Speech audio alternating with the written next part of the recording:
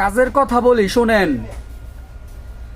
আচ্ছা, এনসিসি যে ছাত্ররা দল গঠনটা করছে, তো আপনার কাছে কেমন মনে হইতেছে জানি না, আমার কাছে কিন্তু লজ্জার বিষয়।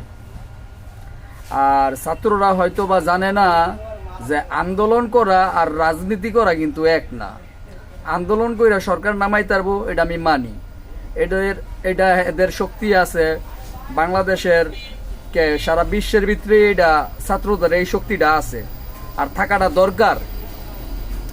তো বিষয় হইল এইটা যে এখন এরা আন্দোলন করা আর রাজনীতি করা কি এক মনে করছে।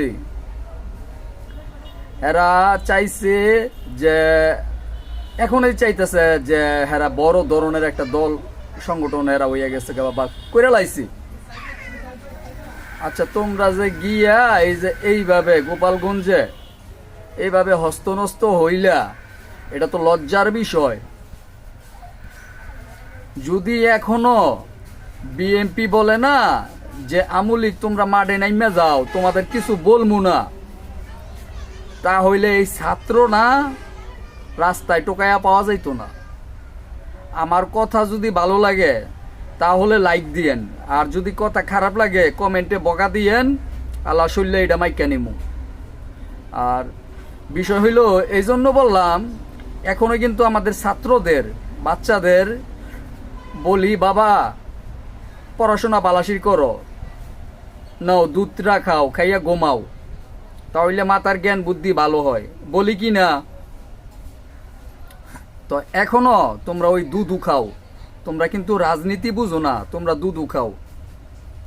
এই জন্য বললাম, কারণ এইখানে আমুলিক করে, বিএনপি করে, জামাত করে, ছাত্রলীগ এইটা অনেক জাতের লোক থাকতে পারে এখানে। আমি বিএনপি করি, আমার হোলাটা কি আমুলিক হইব? বিএনপি হইব। তো আমার হোলাটা ছাত্র, আমার হোলাটা কি ওই জায়গায় গিয়া কি বিএনপির কথা কইব, না আমুলিকের কথা কইব, না ছাত্র দলের কথা কইব? কইব বিএনপির কথাই, বাপের কথাটাই কইব। না বাপ থেকে ছেলেটার আলাদা করে লাইবা? এখন ওই বাপ থেকে ছেলেটার আলাদা করে লাইতে চাইতেছো তোমরা? কখনো সম্ভব না। তো এই জন্যই বলতেছি, বাবারা তোমরা এখনো রাজনীতি বুঝো না, রাজনীতিতে নাইমো না, তোমাদের ইজ্জতরা সবসময় থাকবো। তোমরা যদি তোমাদের সম্মানটা রাখো, তাহলে তোমাদের ছাত্র হিসেবেই তোমরা থাকো। যখন খুশি তখনই তোমরা একটা সংগঠন চাইলেই পারো না করতে, তোমাদের ওই ইজ্জতরা রাখো। যখন তখন তোমরা একটা প্রধানমন্ত্রীকে তোমরা বহিষ্কার করে